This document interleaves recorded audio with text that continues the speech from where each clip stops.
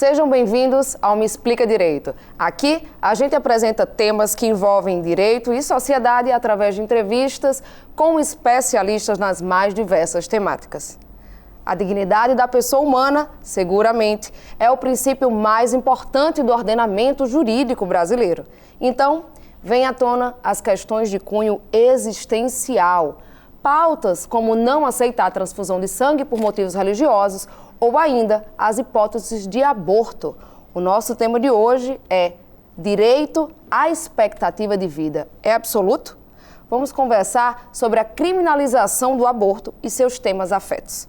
Nossa convidada de hoje é advogada, mestre, doutora em Direito do Trabalho pela Pontifícia Universidade Católica de São Paulo, pós-doutora em Direitos Fundamentais pela Universidade de Lisboa e professora do Departamento de Direito Privado da Universidade Federal do Rio Grande do Norte, atuando na graduação e na pós-graduação. Seja muito bem-vinda, doutora Yara Maria Pereira Gugel.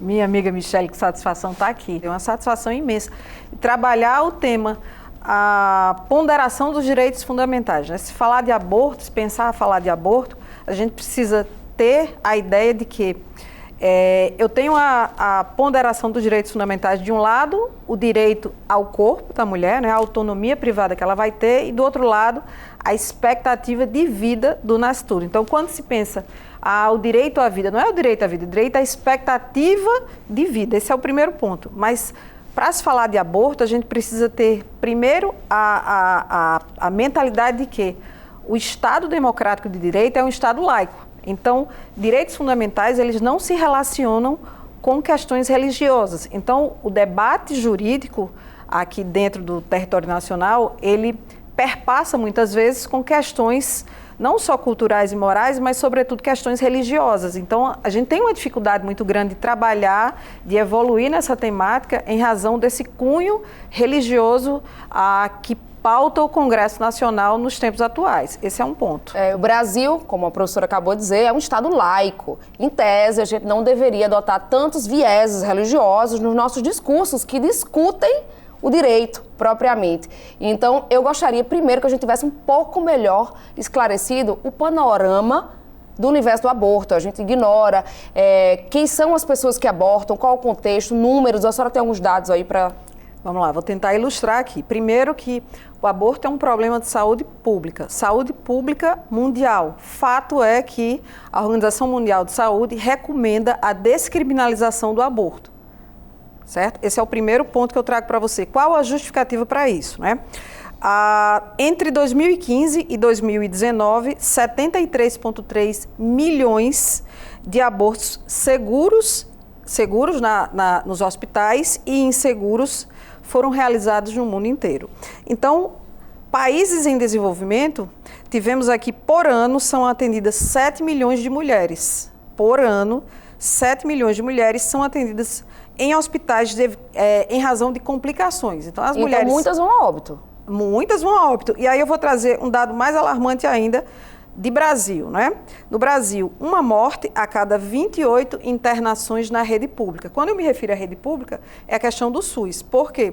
Porque, embora o aborto, eu tenho 3 justificativas, a legislação permite 3 hipóteses da mulher participar, né, ser realizado o aborto, a gente tem que pensar o seguinte: legislação, o Código Penal de 1940, ele permite. Primeira cena é a mulher que sofreu estupro. Então, a mulher que sofreu estupro, é permitido o aborto. A segunda situação, também do Código Penal de 1940, quando a mulher corre risco de vida. Então, ainda do Código de 1940. Lembrando o seguinte, na primeira hipótese, que é aquela hipótese da mulher que sofreu estupro, lembre-se que a mulher que sofreu estupro, não é somente o estupro ela ter sido violentada, mas uma mulher abaixo de 14 anos, qualquer relação sexual é considerada estupro. Acontece que, qual é a outra problemática que eu tenho por trás? É a necessidade de autorização dos pais. Então, o primeiro caso que eu trago para você é o caso de uma menina, que está acontecendo agora nesse momento, é uma menina de 13 anos de idade, que teve relação sexual com uma pessoa de 24 anos, apareceu grávida, o Conselho Tutelar tomou conhecimento e o pai, em medida liminar, fez com que buscou na justiça uma forma para ela não passar pelo aborto, por um hospital público SUS, no caso. Então ele desejava que a criança nascesse. Que a criança nascesse. Que seria o avô. O pai, que seria o avô, fez um acordo com a pessoa que teve uma relação sexual com ela, certamente auferiu algum valor financeiro. Esse pai disse que cuidaria da criança e não foi escutada a vontade da menor. Resultado, o estado gravídico dela avançou até que chegou no Tribunal de Justiça de Goiás e o Tribunal de Justiça, a menina já com 25 semanas, não conseguiu fazer o aborto. A essa altura, né, a menina ainda está grávida e aí foi determinado que ela não tinha mais autorização para abortar. Resultado, vai ser uma menor, uma menina de 13 anos, mãe de uma criança, né, duas crianças juntas, essa é uma relação. Então, a questão do aborto é uma questão de saúde pública, principalmente relacionada à classe menos favorecida. Por quê? Porque a classe menos favorecida é aquela que necessariamente vai ter que procurar o SUS. Ou ela procuraria o SUS para realizar o aborto, ou em razão de consequências de um aborto, não é um aborto caseiro, um aborto clandestino, e ela chega até o hospital público. Então, é um problema, a questão do aborto é uma questão de saúde pública e de saúde financeira, como um todo, né? Porque gera um impacto financeiro para os estados que não permitem.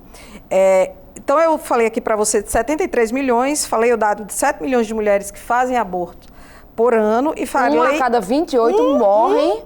A cada 28 mulheres que realizam um aborto, não é? Um aborto clandestino, elas chegam ao óbito. Isso eu estou falando de dado do Brasil. Então, é uma preocupação mundial que se tem. E aí, você vai me perguntar o seguinte, quais são os países hoje que aceitam o aborto? A maioria dos países desenvolvidos. Então, Estados Unidos, a maioria dos estados americanos permitem.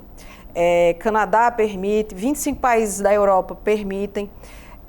Desses 25 países que permitem, eles condicionam, alguns condicionam a autorização dos pais. Então, a menor de 18 anos vai ter que pedir autorização, o pai, a mãe aceitar que ela realize o aborto.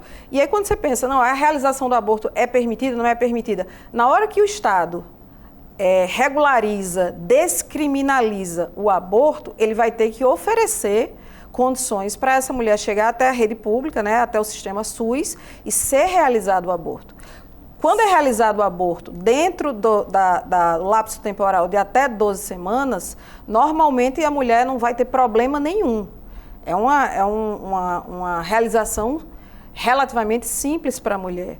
Mas quando começa a passar, quando o Estado, no caso do nosso Estado brasileiro, mesmo nas situações do estupro, a primeira situação do estupro, a segunda da risco de saúde da mulher e a terceira a questão que foi a questão do anencéfalo, que foi introduzida posteriormente, né? Foi definida em 2013 pelo Supremo Tribunal Federal. A demora jurídica termina não dando a eficácia a esse direito fundamental, porque quando a gente pensa, vai fazer um aborto, tem a expectativa de vida, ou seja, o nascituro vai perder essa expectativa de vida, mas por outro lado eu tenho o direito à vida da mulher. Né?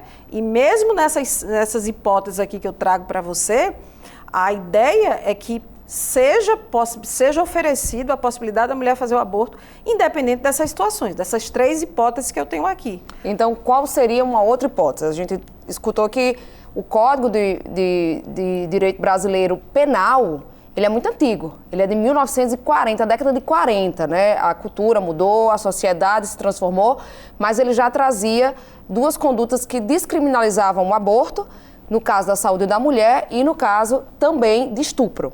E aí veio, em 2013, que a professora acaba de falar, que o Supremo decidiu que os fetos anacéfalos, eles também poderiam ser abortados. Muitas vezes, os hospitais públicos, o médico, por uma questão moral, certo? Ele se recusa, às vezes, a realizar esse aborto. Essa é uma problemática que a gente vai ter. Até princípios e questões religiosas do médico fazem com que ele não atenda. Ele se recusa. O lapso temporal termina correndo, sem falar o seguinte: ok, a mulher tem uma relação sexual hoje, o feto está se desenvolvendo. Tem uma relação sexual hoje, ela vai descobrir que está grávida, né? Daqui a um mês, daqui a 2 meses, e o tempo vai correndo. Então, temos um mês que são 4 a 5 semanas, e a OMS, ele indica que a interrupção do estado de gravidez aconteça até a 12ª semana. Qual é a justificativa da 12ª semana?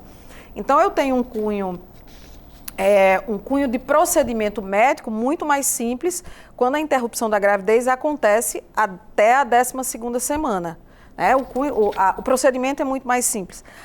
O outro procedimento que pode acontecer, né, quando a gravidez termina evoluindo, é o risco que a própria mulher corre.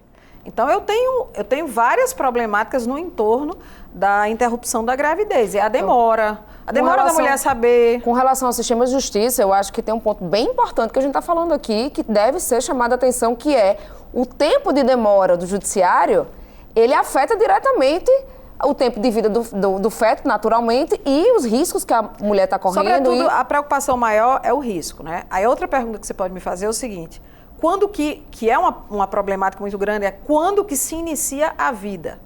Né? Porque eu estou falando de uma vida de uma mulher que já tá no seu processo, na sua vitalidade, e, por outro lado, um nascituro que tem a expectativa de vida e que, para o direito brasileiro, e assim como para o direito internacional, não é? O nascituro, ele também é sujeito de direito. Então, o nascituro, ele tem vários direitos antes mesmo dele nascer. Mas quando é que ele começa a ser considerado sujeito de direito? Então, eu vou dar um exemplo pessoal meu. Eu tenho 2 filhos, você conhece, Léo e Lulu, todos 2 através de fertilização in vitro. Então, quando eu fui fazer essa fertilização in vitro, eu fiz uma autorização que ia acontecer com o descarte dos embriões. Então, porque existe uma discussão se esses embriões já são vida. Isso, já chegou até o Supremo, e o Supremo disse que pode ser usado o descarte dos embriões para a ciência, né? Pode doar para estudos, para estudo, para etc. Então, na hora que eu passei por aquele procedimento, eu tive que fazer uma autorização. O que é que você vai fazer com o descarte? Você vai guardar ou você vai oferecer esses embriões para estudo? Na hora que eu vou pensar que esse embrião tem vida, como é que eu vou fazer uma doação para estudo? Então, é um absurdo você pensar que aquele embrião... E aí, como é que os religiosos, né, mais fervorosos vão dizer que aquilo ali é vida? É vida? Quando que é vida? A vida começa onde? E a problemática que a gente tem é quando que começa realmente a vida. E essa é uma discussão que afeta a todas as nações, né? Porque existem pontos de vista divergentes. Alguns países entendem que é mais cedo, outros mais tarde, outro tem que nascer com vida, outro tem que ser concebido e é suficiente. E aí, qual é o ponto? Vamos lá, o ponto que a gente tem é um ponto, conforme o direito europeu, ele passa do pressuposto que a partir da 12ª semana haverá risco de dores ao embrião. Né, ao nascituro. É como se ele passasse a ser sensível. Ele passa a sentir dor a partir da 12ª semana. Então, eu tenho... A questão da 12ª semana, ela é emblemática por quê? Porque, de um lado, a mulher, o procedimento para quem faz um aborto até a 12ª semana é para quem faz a partir da 12ª semana é um outro tipo de procedimento. Então, tem o risco para a mulher. Segundo, tem a questão da dor. Então, o direito europeu, ele vai em cima da questão da dor. Até quando é que começa o nascituro a sentir dor? Então, é aí onde se pensa que há expectativa de vida. Já o direito americano tem um outro olhar, né? De uma forma geral, ele tem um outro olhar que ele diz: quando que se começa a pensar em ter sobrevida fora do corpo feminino? Então, a partir de 500 gramas que pode haver a sobrevida do nascituro fora do corpo feminino.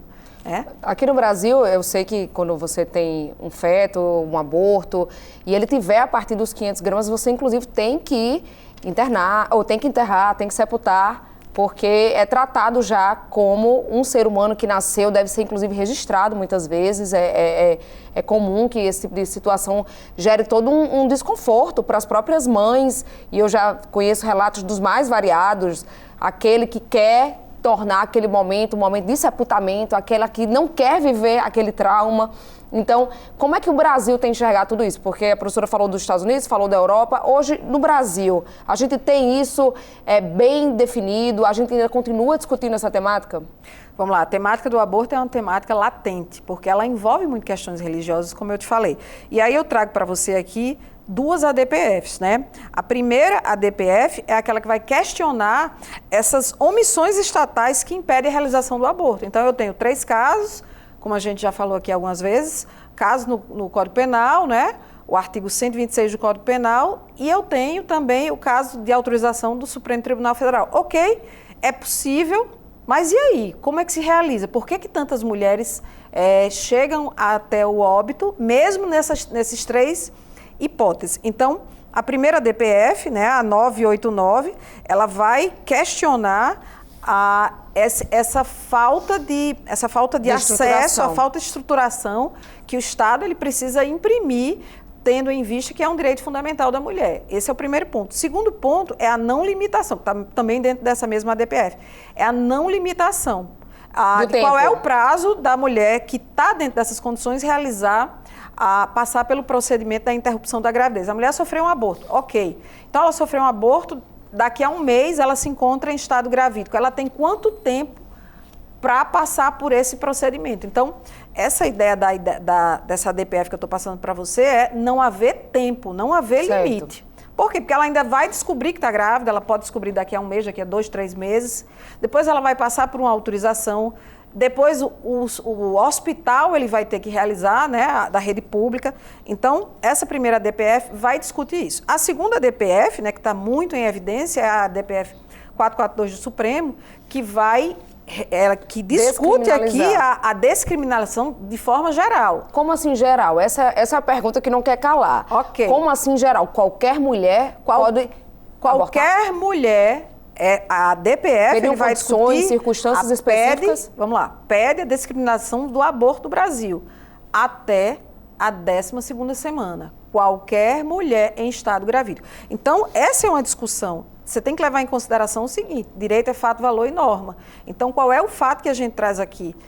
É um problema nacional e internacional também. Então, eu trouxe dados alarmantes aqui. Então, o fato que a gente existe é esse. Por trás disso tem um valor. Qual é o valor? É o direito à autonomia feminina. Então, quando a gente pensa, que muitas pessoas criticam quando a gente vai conversar sobre aborto, você está defendendo a morte? Não, eu não estou defendendo a morte. Eu estou tentando mostrar que eu tenho de um lado um direito à autonomia da mulher, à sua liberdade, um direito fundamental, e do outro lado eu tenho uma expectativa de vida do nascituro.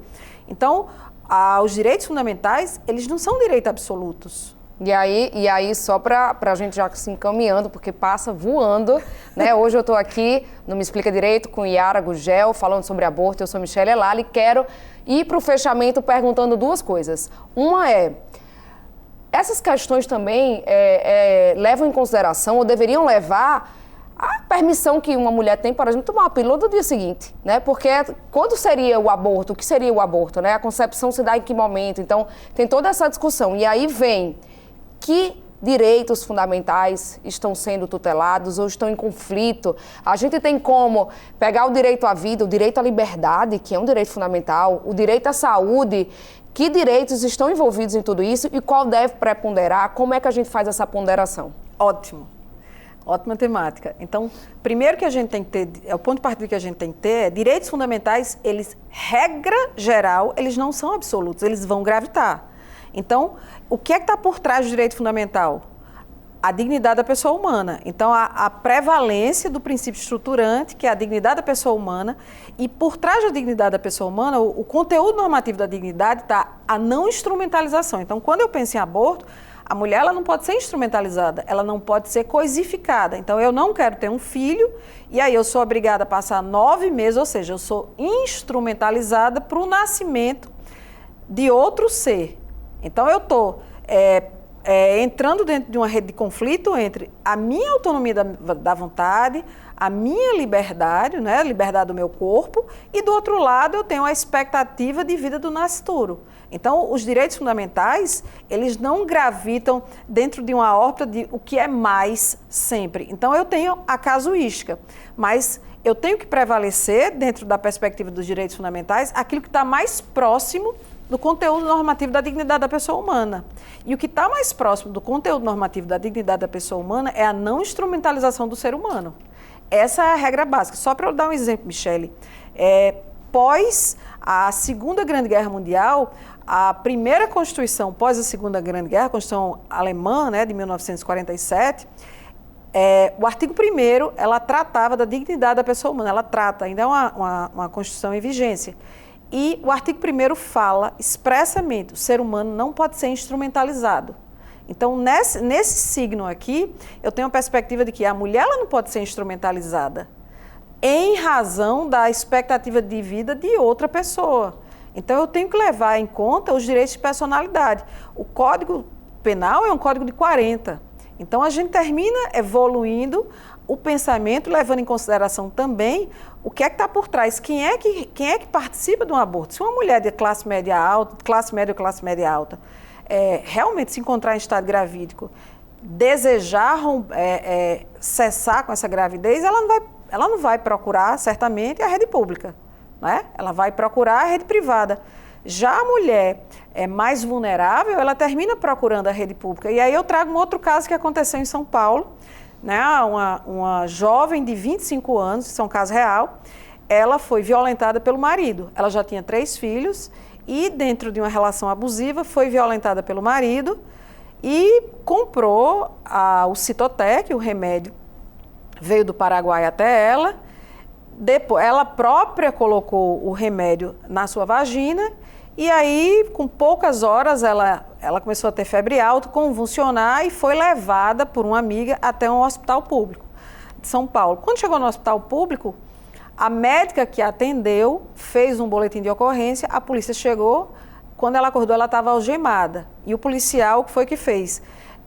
A senhora, ela pediu para tirar as algemas e tal, a senhora vai precisar dizer imediatamente quem foi a pessoa que lhe vendeu esse medicamento para a senhora fazer o aborto. E ela disse que não ia dizer e tal, então a senhora vai até a delegacia. Chegou até a delegacia, ela terminou contando quem foi a pessoa que vendeu o medicamento, pagou uma fiança de um salário mínimo, foi para casa e eles pegaram essa pessoa que vendeu o medicamento. Mas veja o constrangimento que essa mulher passou, né? Veja, e quem é essa mulher que passa por esse constrangimento? É a mulher mais vulnerável, que, segundo os dados do IBGE, da Organização Mundial de Saúde, essa mulher mais vulnerável são as mulheres pardas. Então, no Brasil, a gente tem uma questão racial. A questão do aborto é uma questão realmente, uma questão de renda, uma questão racial que a gente precisa mudar esse olhar, principalmente levando em consideração que os direitos fundamentais, ele não se relaciona a questões religiosas, nem a questões religiosas, nem a questões morais. A sociedade acha o seguinte, que um cara que comete um crime, ele precisa ser executado em praça pública. Não, ele precisa passar por um devido processo legal, né? Nós somos da área jurídica, a gente defende tudo isso. Então, a mulher ela precisa ser respeitada, acima de tudo. Entender as circunstâncias, né? O aborto ele continua como um crime, dadas as ressalvas ainda, mas é um assunto que a gente tem que continuar discutindo. Torço que a DPF, que os ministros do Supremo Tribunal Federal sejam a favor realmente, em razão da perspectiva de respeito aos direitos fundamentais da mulher, para que eles votem de forma majoritária em favor da 12ª semana, que a mulher ela possa fazer o aborto até a 12ª semana. Descriminalizando o aborto como um todo. Descriminalização do aborto como um todo. Certo? Essa é a minha torcida. No Me Explica Direito de hoje, conversamos com a professora Yara Gugel sobre direito à expectativa de vida. Ele é supremo? Muito obrigada pela sua participação. Obrigada a você, estou aqui sempre à disposição da TVU, minha casa. E você pode ouvir o nosso programa sempre às quartas-feiras, ao 12h30, na FM Universitária e rever quando quiser no YouTube TVU RN. Até a próxima.